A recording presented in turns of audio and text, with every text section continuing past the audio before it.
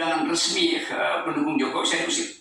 Saya mungkin diusir, tapi kalau digebuk sih enggak. belum aja, karena kalau digebuk saksi itu sama aja. Apa bedanya? Ya mudah-mudahan nggak digebukin. Jangan. Mudah-mudahan nggak digebukin. Tapi kalau kayak Ade Armando, kayak Denny Siregar, yang lain muncul di komunitas itu kelihatan. Saya yakin sumbunya nggak sampai 3 detik itu sudah meledak. Kalau di sini sumbunya panjang. Karena harus diterangkan, kenapa yang sana sumbu panjang, kenapa sumbu pendek? Ya sumbu pendek saya katakan Hujatul Islamnya Bang Rocky, saya nggak tahu kenapa. Jadi dia pasti terangkan, kita saya terangkan. Udah Hujatul Islamnya. Kita perlu tapi bisa mengambil pelajaran dari apa yang terjadi pada Ade Armando. Kita tidak bisa melihat ini misalnya dengan jurus sapu jagat. Ada satu orang tanggung jawab, kemudian ketika orang itu melaksanakan A, maka semuanya selesai. Ini bukan kunci dengan doa sapu jagat. Banyak hal yang harus diperbaiki. Termasuk kelompok yang sumbunya pendek harus diperbaiki. Mungkin bisa dirangkul, tapi mungkin butuh proses. Butuh panjang. Sama juga kenapa pembicaraan di era Pak Jokowi terjadi ini. Ya mungkin tumbuh besarnya zaman sebelum Pak Jokowi. Kemudian kekar dan berototnya di zaman Pak Jokowi. Ini kan sebuah proses yang tidak mungkin tumbuh secara cepat dalam 8 tahun terakhir. Ini banyak pihak pasti. Jadi kalau ditanya apa rumusnya? Rumusnya hari ini mungkin nggak akan putus di ruangan ini. Tapi saya yakin tidak satu orang yang bertanggung jawab untuk ini. 3-2 orang, mungkin seluruh orang harus bertanggung jawab untuk ini. Ya, kalau banyak pertanyaan, menyayangkan. Kenapa seorang Ade Armando harus ada dalam demo itu? Menyayangkan. Kenapa pertanyaan sama juga tidak kita tanyakan? Mengapa ada orang-orang seperti itu dalam demo mahasiswa? Sama aja. Sepakat itu. Ya kan? Mengapa ada orang-orang seperti itu bisa ikut berbaur dengan mahasiswa? Dan kalau kita lihat misalnya apa yang terjadi kemarin, sebenarnya saya cukup sedih. Sedih tidak saja melihat apa yang terjadi pada Bang Ade Armando, tapi sedih melihat bagaimana terbelahnya bangsa respons terhadap Bang Ade Armando. Ya, jadi itu kesedihan yang manusiawi, tapi kita tidak bisa berhenti pada kesedihan yang sekedar manusiawi. Tetap kita mesti bongkar social tax di belakang itu apa. That's my point. Ya mungkin kali kita bongkar saat social tax itu akan ada ini ya. Kalau misalnya begini, kita sama-sama menemukan benang merahnya. Kalau sekarang kan dugaan-dugaan dan harapan aja itu social tax itu menurut saya. Selesaikan secara hukum pasti. Kenapa terjadi pembelahan kata Pak Rocky tadi? Kita semua mengakui karena pasti ada ketidakadilan.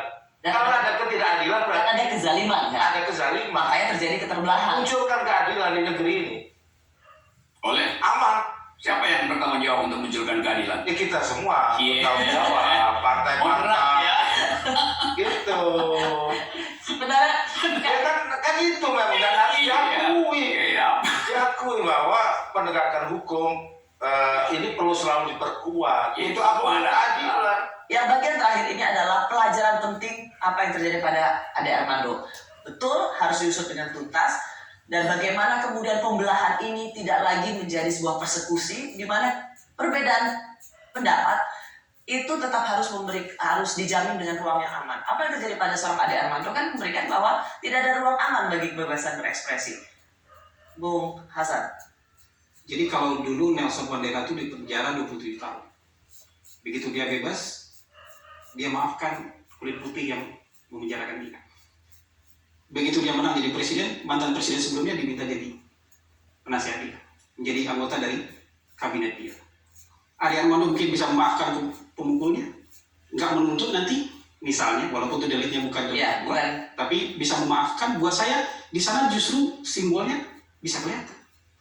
Kak Irma bisa salaman dengan Rocky Gerung, misalnya bisa cara ini. Buat saya itu memulainya dari yang kecil-kecil. Jangan kita berpikir se-Indonesia diri kita sendiri juga nggak beres. Bahasan.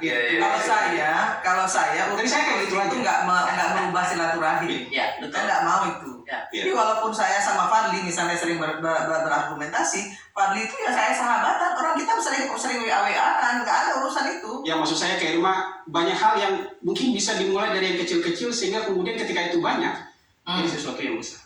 Jadi jangan sampai kita berpikir yang besar-besar dari diri kecil kita, dari diri kita yang kecil aja nggak selesai soal itu. Oke, Bung Rocky. Coba tanya, siapa yang ada di sekeliling Pak Jokowi yang ngerti social sciences, yang belajar humanities itu, yang bisa kasih nasihat, yang punya otak buat di sekeliling itu? Nggak ada. Yang ada profesor bisnis semua kan? Kan itu intinya. Sehingga Pak Jokowi tidak di-brief dengan satu cara berpikir yang filosofis, yang ada semacam abstraksi gitu kan. Jadi Pak Jokowi juga kosakatanya terbatas. Kami Pancasila, apa itu? Saya akan gebuk, ngapain itu? Saya uber, apa? Jadi pemimpin itu, dia disebut pemimpin kalau dia punya visi itu. Nah, visi itu datang dari kapasitas otak. Itu ada. Oke, kalau kita kembali pelajaran penting tentang apa yang terjadi pada Ade Armando. Ya memang itu terjadi. Karena itu Ade Armando, tadi saya sebutin, dia digebuk oleh big data. Big data itu adalah kebodohan istana. Dia digebuk oleh kebodohan istana. Itu. Yes. Enggak, dia digebuk oleh orang yang benci dia. Ya memang benci dia karena big datanya nggak mau dibuka. Tema. Kalaupun nggak ada big data, Ade Armando datang kelihatan di tempat umum oleh orang itu tetap akan Tidak, kalau big data itu udah dibuka dan Luhut bilang ini bohong dan Luhut bilang ini pesanan presiden, orang nggak akan kebencian itu sudah jauh ada sebelum ada big data itu. Betul, dan itu bukan itu poinnya. Jadi poinnya tetap ada big data dalam bentuk abstraksi apa, Islamofobi juga itu big data. Itulah bahasa. Ya. Nggak usah diperdebat. Dialah yang paling benar itu. Poin-poin itu. Nah saya dulu pernah kasih solusi pada teman-teman yang masuk ke ASP, penasihat presiden. Coba bikin satu forum sore hari itu, undang semua orang di situ, wartawan pinter, jurnalis pinter, intelektual, supaya Pak Jokowi itu di-brief. Sehingga kalau dia keluar ada kalimat gitu. Oke, ya. Ini yang keluar ada bunyi-bunyian itu intinya. Ya kan tidak setiap presiden memiliki talenta berkomunikasi. Justru itu. Bisa juga dia Baik itu. talentanya dalam memutuskan sesuatu dengan cepat. Ya. Yang musnah cepat dengan akibat bangsa terbelah. Apa yang bisa kita lakukan? Pelajaran penting dari yang terjadi pada Ade Armando dan realitas bahwa kita memang terbelah. Tanpa bukan berarti membenarkan apa yang terjadi pada Ade Armando, tapi situasi yang terbelah ini. Semua bangsa ini harus rekonsiliasi. Tidak boleh ada lagi pembelahan-pembelahan dalam kehidupan berdemokrasi.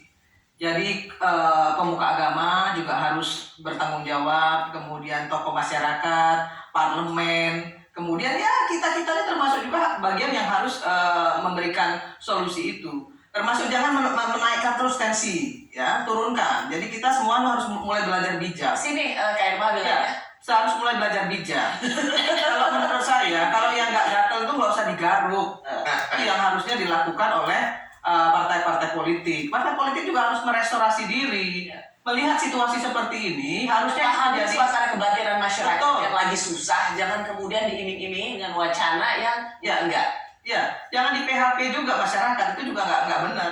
Jadi tentang apa yang terjadi pada demo mahasiswa kemarin hari Senin tanggal 11 April lalu dan juga apa yang terjadi pada Ade Armando itu sesungguhnya memberikan kesan besar bagi kita semua tentang partai politik, para pembuat kebijakan, Betul. supaya mereka juga bisa paham apa yang menjadi Kebatinan masyarakat, rasa yang mereka lihat, sekaligus juga pada apa yang terjadi pada Bung Ade Armando itu menjadi pelajaran kemanusiaan bagi kita semua. Terima Tapi kasih. solusinya belum. So sweet. Terima kasih sudah menyaksikan Rosi. Selamat malam. Bukan so sweet, so rosy. Very rosy. Ya, ini very rosy. Very rosy. Ya, saudara-saudara, sungguh sangat ya.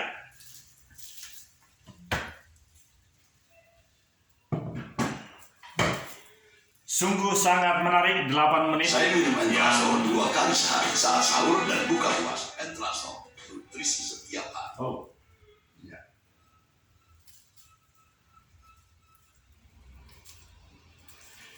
Delapan menit apa yang disampaikan oleh ya, ya, disampaikan oleh program Rosi tanggal 17. Ini baru beberapa hari. 8 menit ini saya akan pakai 8 menit kemudian untuk makin menjelaskan solusi dari Daniel Togar Maringan Sinaga wujud sesanti negara. Yang pertama, bahwa semua diskusi percakapan dari Rocky Gerung, Rosi moderatornya, dan ada 3 lainnya, 5 orang tadi, adalah menjelaskan kepada kita semua fakta nyata, fenomena yang terjadi di dalam bermasyarakat, bernegara, semua berpolitik. Dan Tuhan, minta maaf langsung, Tuhan telah memberikan aset mekanisme bagi bangsa ini dengan memberikan niat mulia dari seluruh pihak-pihak pada PPKI, Panitia Persiapan Kemerdekaan Indonesia, yaitu bahwa bukan hanya lambang, tetapi sesanti negara kita adalah disepakati sesanti kerajaan Majapahit. Ada juga sesanti kerajaan-kerajaan lain. Kerajaan Sisingamangaraja, Kerajaan Tidore, macam-macam. Tetapi Panitia Persiapan Kemerdekaan Indonesia pada masa-masa itu, pada masa-masa 1940-an, 45, adalah sesanti Kerajaan Majapahit, Gajah Mada, Pati Gajah Mada. Dan perkembangan kehidupan negara kita pada sampai dengan, maaf saya langsung ke depan, pada tahun 1951 dengan peraturan pemerintah nomor 66 tahun 51, saya lihat ditandatangani oleh Insinyur Soekarno. Peraturan pemerintah itu tentu nanti ada jajarannya sampai dia meresap dalam seluruh kehidupan negeri ini sampai dengan sekarang. Dan saya belum melihat bahwa ada perbaikan peraturan pemerintah itu. Karena dasar daripada peraturan pemerintah itu adalah Undang-Undang Dasar Sementara Republik Indonesia. Undang-undang ini sudah tidak berlaku lagi sekarang. Apa yang menjadi acuan daripada peraturan pemerintah itu? Yang kedua, mengingat rapat Dewan Menteri pada bulan Juli tahun 1991. Dari sini ada sesuatu maknanya bahwa ada kepentingan di bulan Agustus, hari kemerdekaan tahun 51 itu. Dewan Menteri mengadakan rapat dan lahirlah Undang PP, Peraturan Pemerintah nomor 66 tahun 1951 di bulan Oktober. Di bulan April, minta maaf. Nah, dan juga ada lembaran negara nomor 111 tahun 51, tambahan lembaran negara. Saya juga agak bertanya-tanya, kenapa ada tambahan lembaran negara? Nomor 176 tahun 51. Jadi, kami melihat peluang, kami melihat niat mulia, supaya yang menjadi mekanisme untuk mencapai kemajuan negara ini adalah updating, adalah pemikiran yang lebih dalam tentang hal ini. Sederhana sekali memang hal ini. Mimbar hitam dari presiden yang dibawa kemana-mana. Itu percis karena peraturan pemerintah tahun 51 itu. Karena di situ dijelaskan betul bahwa lambang negara adalah Garuda Pancasila dengan segala keterangannya. Seperti yang saya katakan tadi. Dan di bawahnya Bhinneka Tunggal Ika. Kenapa tidak Bhinneka Tunggal Ika Tanhana Dharma Maruah? Karena di dalam keenam kata ini, di dalam kalimat lengkap ini, terdapat satu pemahaman. Kita berbeda-beda. Dan hanya satu kekuatan, satu niat mulia bangsa ini yang menjadi acuan semua pihak-pihak. Di negara manapun di dunia ini, itu yang membuat negara itu menjadi maju. Amerika Serikat, dia mempunyai suatu lambang negara yang di dalam lambang negara itu juga ada dominasi, ada determinan, ada fokus, ada yang abstrak dan konkret. Bagaimana mencapai kemajuan itu? Bagaimana menyatupadukan seluruh elemen-elemen itu? Dan itu terdapat di dalam Bhinneka Tunggal Ika Tanhana Dharma Marwa. Satu sesanti kerajaan Majapahit yang dijadikan menjadi sesanti negara Indonesia sesungguhnya. Kalau ini menjadi sesanti negara Indonesia yang sebentar lagi 77 tahun merdeka, kenapa justru di dalam lambang negara tidak dituliskan dan di dalam peraturan pemerintah tadi tidak seluruhnya menjadi lambang negara? Ada suatu pemikiran abstraksi yang hanya cetek, hanya sederhana, yaitu sudah, ini adalah terlalu panjang. Tapi justru dengan menghilangkan aura dan iman keenam kata itu, ini suatu niat jahat.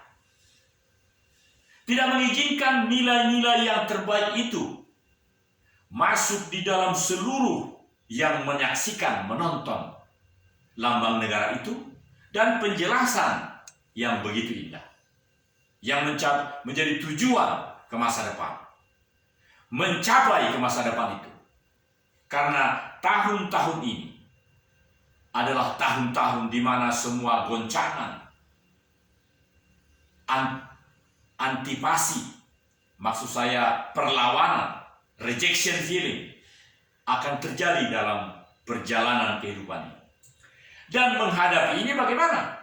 Dengan Tanhana Dharma Marwa. Itu poin pertama. Saudara-saudara, yang kedua adalah kita menyaksikan tadi bagaimana Ibu Irma yang selalu dipanggil di dalam media ini.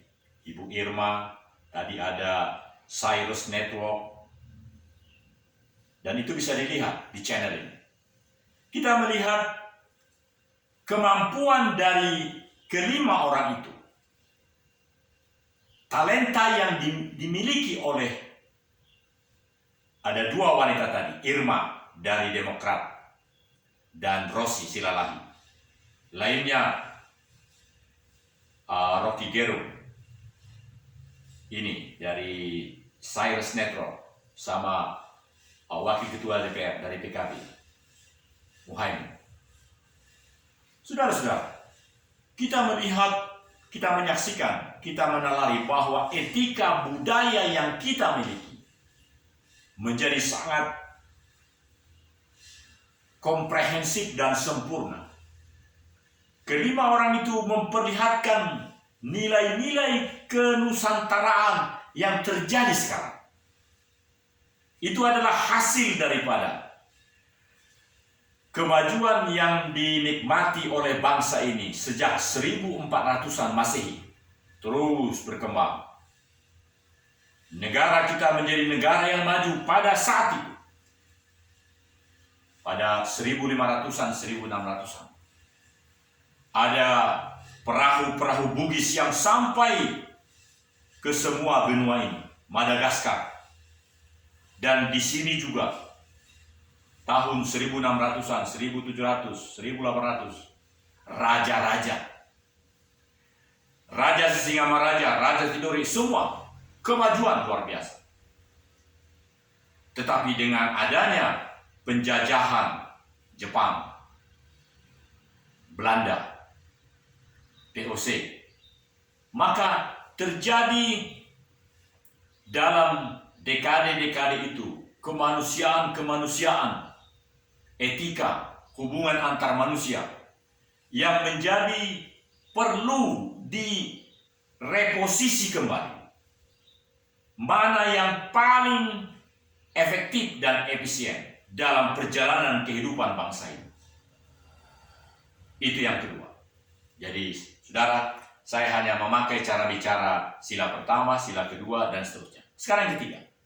Bahwa ketika kita seluruhnya, peran serta seluruh komponen dalam negeri ini boleh berperan. Ada presiden yang memang menjadi konduktor di dalam seluruh kehidupan ini, cepat mengambil keputusan dan lain-lain. Semuanya ada yang memberi semua hal-hal yang terbaik di negeri ini.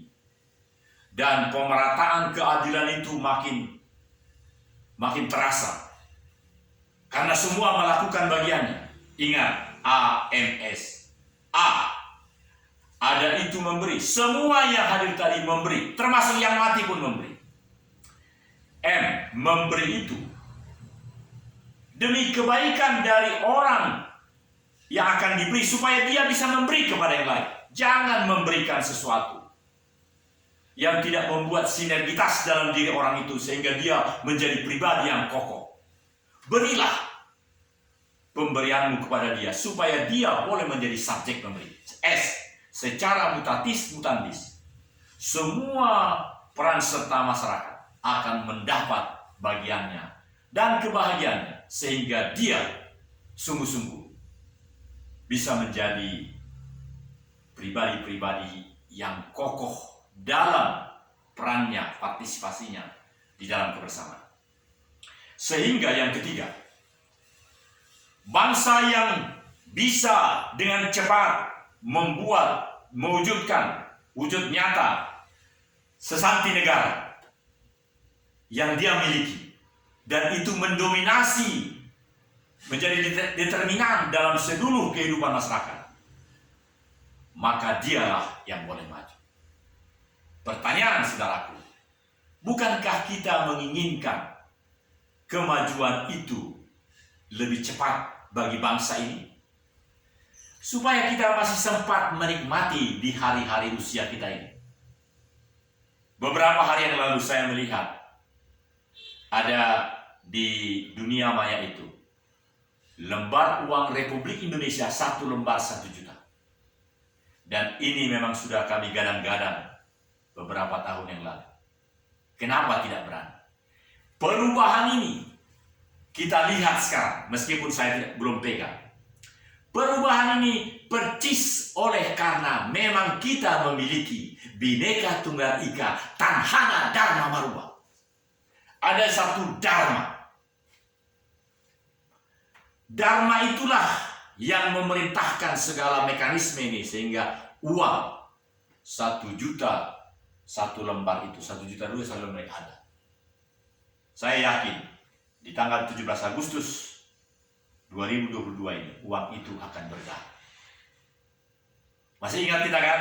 Ada uang ketika kita berulang tahun 75 tahun. Ini kita sudah mau 77 tahun. Yang keempat, ketika kita dituntun oleh Bhinneka Tunggal Ika, Tanhana Dharma Maruba itu, yang perlu dimeteraikan, didokumentasikan. Bahkan kalau Anda berangkat ke Perpustakaan Nasional di sebelah kiri Lemhanas RI, dokumen ini ada dengan segala penjelasannya bahwa ini adalah sesanti Kerajaan Majapahit, menjadi sesanti negara Indonesia. Tetapi kenapa di dalam lambang negara itu dibuang 50% dari yang paling utama yang menjadi tuntunan kehidupan sosial kemasyarakatan? Diskusi-diskusi seperti ini. Diskusi-diskusi seperti ini, saudara-saudara, harusnya tidak ada seperti yang dilakukan oleh mereka semua. Karena mereka tidak melakukan AMS. Ada itu memberi itu demi kebaikan dari si Rocky supaya dia bisa menjelaskan abstraksi dan segala hal, bukan menghujat. Demikian juga kepada Irma dari si Rocky Gerung. Harusnya kalimat kata dari Rocky adalah bagaimana supaya seorang Irma yang kita lihat bagaimana gerak langkahnya sampai dia sekarang boleh dikatakan sebagai juru bicara si Brewok katanya tadi. Jadi ketiga hal ini, ketiga strategi ini harus dilakukan, tapi tidak dilakukan. Karena apa? Mereka tidak memakai acuan yang menjadi acuan di negeri ini. Acuan di negeri ini adalah Bhinneka Tunggal Ika Tanhana Dharma Marwa. Acuan di negeri ini adalah AMS. Ada itu memberi, inilah teknis pelaksanaan dalam diskusi seperti ini yang harus dilakukan oleh setiap pribadi. Jadi tadi, pada ketiga tadi, bangsa Indonesia akan menjadi dahsyat betul dalam perkembangan kita. Bila kita mengambil, menambah-nambahi, mengembangkan nilai-nilai kenusantaraan itu, saudara. Dan yang terakhir, yang kelima. Tadi saya izin mengulang. Kita bersyukur kepada Tuhan, karena Tuhan telah menetapkan di dalam negeri ini apa yang disebut dengan Bhinneka Tunggal Ika Tanhana Dharma Marwa. Tetapi ada kejadian tahun 1951 ini dihilangkan setengah. 2.